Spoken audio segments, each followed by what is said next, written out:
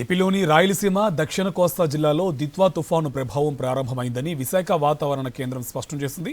రానున్న 24 గంటల్లో ప్రకాశం, నెల్లూరు జిల్లాలో అత్యంత భారీ వర్షాలు కురుస్తాయని, చిత్తూరు, తిరుపతి సహా పలు జిల్లాల్లో భారీ నుంచి అతి భారీ వర్షాలు ఉంటాయని ఐఎండీ అంచనా వేస్తోంది. నెల్లూరు, చిత్తూరు, తిరుపతి, గుంటూరు, వైఎస్ఆర్ జిల్లాలో ఫ్లాష్ ఫ్లడ్స్ వచ్చే ప్రమాదం ఉందంటున్న విశాఖ తుఫాను హెచ్చరికల కేంద్రం ముఖ్య అధికారి జగన్నాథ్ కుమార్తో మా correspondent Anil face to face. Ditwah తుఫాను ప్రభావం ఇంకా కొనసాగుతుంది. తమిళనాడుపై అత్యధికంగా ప్రభావం చూపించి భారీ వర్షాలు ఇప్పటివరకు కూడా నమోదయ్యాయి. పెద్ద ఎత్తున గాలుల తీవ్రత కూడా కొనసాగుతుంది.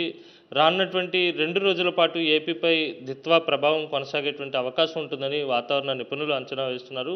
ప్రస్తుతం ఇదే అంశానికి సంబంధించి మనతో మాట్లాడేందుకు విశాఖ తుఫాను హెచ్చరికల కేంద్రం ముఖ్యాధికారి జగన్నాథ్ కుమార్ ఉన్నారు. మాట్లాడదాం. సార్, ఇప్పుడు ఏ దిశగా కదులుతోంది? ఎక్కడ కేంద్రీకృతమైంది తుఫాను? బలహీనపడుతుందా, బలపడుతుందా? ప్రభావం ఎలా ఉంటుంది? ప్రస్తుతానికి తుఫానుగానే కొనసాగుతుందండి.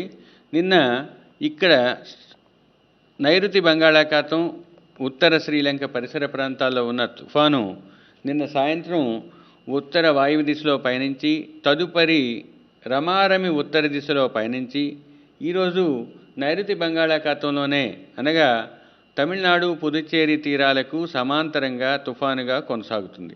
ఇది కడలూరుకు 100 కిలోమీటర్ల దూరంలోను, కరైకల్కు 100 కిలోమీటర్ల దూరంలోను, పుదుచ్చేరికి 110 కిలోమీటర్ల దూరంలోను, వేదారణ్యానికి 140 కిలోమీటర్ల దూరంలోను, తమిళనాడులోనే ఉన్న చెన్నైకు 180 కిలోమీటర్ల దూరంలోను కొనసాగుతుంది.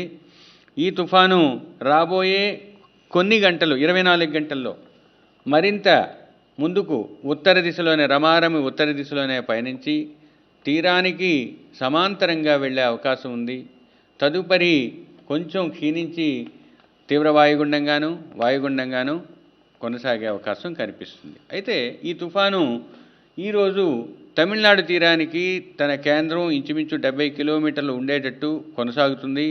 సాయంత్రానికి అది 60 నుంచి 30 కిలోమీటర్ల దూరం వరకు తగ్గే అవకాశం ఉంది. అంటే సముద్ర తీర ప్రాంతానికి రమారమి ప్యారలల్ లేదా సమాంతరంగా ప్రయాణించి తీరానికి దగ్గరలో వస్తుంది.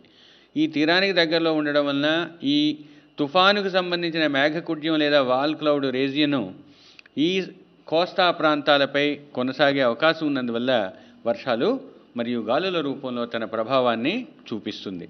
ప్రస్తుతానికి ఈ వ్యవస్థ వల్ల దక్షిణ కోస్తా జిల్లాలో ఈరోజు అత్యధిక ప్రాంతాలలో తేలికపాటి నుంచి మోస్తరు వర్షాలు, ఈ వర్షాలతో పాటుగా భారీ వర్షాలు కూడా పడే అవకాశం ఈరోజు రేపు ఉంది.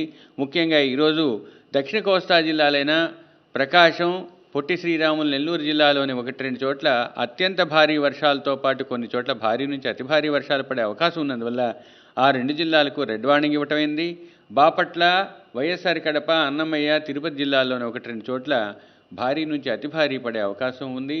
ఇక కోనసీమ, పశ్చిమ గోదావరి, కృష్ణా, గుంటూరు, పల్నాడు, నంద్యాల, అనంతపురము, సత్యసాయి, చిత్తూరు జిల్లాల్లోని 1-2 చోట్ల ఈరోజు భారీ వర్షం పడే అవకాశం ఉన్నందువల్ల ఆ జిల్లాలకు ఎల్లో అలర్ట్ ఇచ్చాము.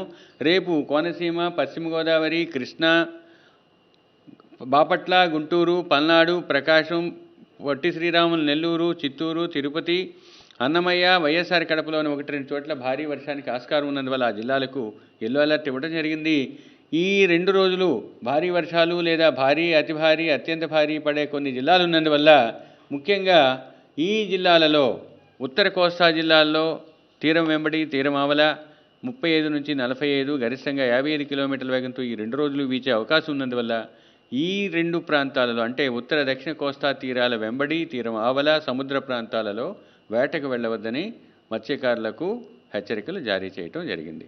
కాకినాడ, గంగవరము, విశాఖపట్నం, భీమునిపట్నం, కళింగపట్నంలో 2వ నంబరు ప్రమాద హెచ్చరిక కొనసాగుతుంది.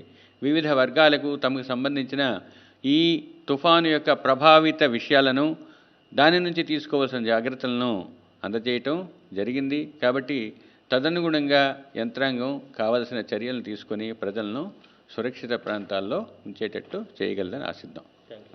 ఇది మొత్తం మీద ఉత్తర దిశకు కదులుతున్నటువంటి దిత్వా తుఫాను ఈరోజు సాయంత్రం నాటికి లేదా రాత్రి నాటికి తీవ్ర వాయుగుండంగా బలహీనపడి రేపు ఉదయానికి వాయుగుండంగా బలహీనపడుతుందని వాతావరణ శాఖ అంచనా వేస్తుంది. ట్రాక్ను కూడా మనం స్పష్టంగా గమనించవచ్చు.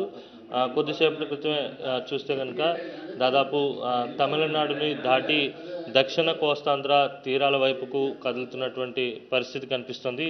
అలాగే ఆకస్మిక వరదలు సంభవించేటువంటి అవకాశం ఉన్న నేపథ్యంలో ఆయా జిల్లాలకు హెచ్చరికలు కూడా జారీ చేయడం జరిగింది. ముఖ్యంగా ప్రకాశం, నెల్లూరు జిల్లాల్లో అత్యంత భారీ వర్షపాతం నమోదు కాబోతుంది. తీరం వెంబడి గాలుల తీవ్రత కూడా కొనసాగుతుంది కనుక ప్రజలు అత్యంత అప్రమత్తంగా ఉండాలని వాతావరణ శాఖ సూచిస్తుంది. వీడియో జర్నలిస్ట్ అప్పలతో కలిసి అనిల్, సాక్షి టీవీ, విశాఖ తుఫాను హెచ్చరిక కేంద్రం నుంచి.